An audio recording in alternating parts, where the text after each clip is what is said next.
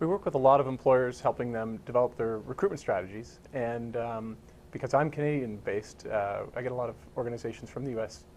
asking about how to recruit in Canada and what does that look like, how different is it.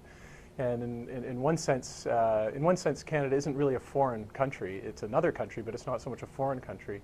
But it's not a 51st state either. And so introducing them to that middle ground where so much will be familiar, in fact, so familiar that it may be assumed you can take the exact same practices and apply them, can be a little misleading. So one of the things I like to say is think about it just as you wouldn't go to a new college campus that you added to your program.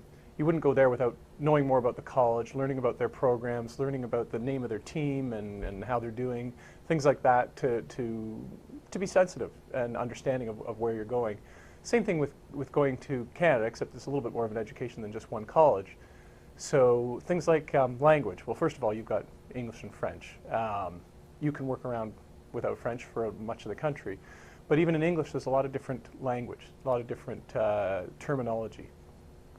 For instance, freshman, sophomore, junior, senior. We don't use those terms. We don't use them in college. We don't use them in high school. And now I've just gone and used the word college, and even that's a bit misleading because college in Canada, it can be used to refer to university, but usually it means community college. So when you say I'm a college recruiter, people might think, oh, you're recruiting at community college, is what would be commonly called a two-year college here. So, so it's university. It's university recruiting or campus recruiting. It's a lot of other different terminology, and then when it comes into writing, you would use a very common word like labor, and we spell it L-A-B-O-U-R. We still pronounce it the same way. But if you're writing it with an American spelling, it sort of shows that you're not really in tune, you're not really paying attention, perhaps you're not as committed or interested in recruiting there as you should be. And then there's other differences. One of the big ones would be our co-op programs. Co-op is much more common, fully integrated into the academic program as part of a mandatory aspect of getting a degree. And the great thing about co-op programs is, of course, the students that come through those have had 4, 5, 6 work terms, and that means they're going to have a much better understanding of the workplace when they go there. So that's a really important aspect. We also have professional internships. We have internships, and you'd have some of these at U.S. schools as well, but the professional internship could be 8, 12, 16 months long, and really well paid, and usually after 3rd or 4th year before a final year of studies. So you've got a student that's really well educated, but not fully graduated, and a great sort of testing ground. So some of those differences I think are really important for employers to think about, even just learning little things like Celsius versus Fahrenheit, and just a bit of the geography about within Canada and how it will be different.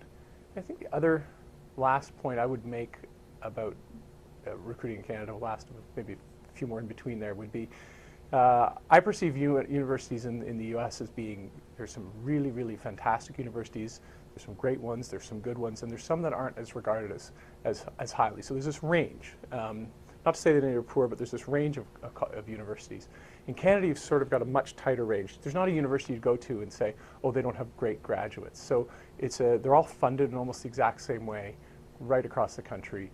So there's not that same discrepancy. So it's really, what's the program, what's the geography we're looking at, what's the kind of candidate we're looking at, and much less emphasis on the particular name brand of that university in the recruiting process.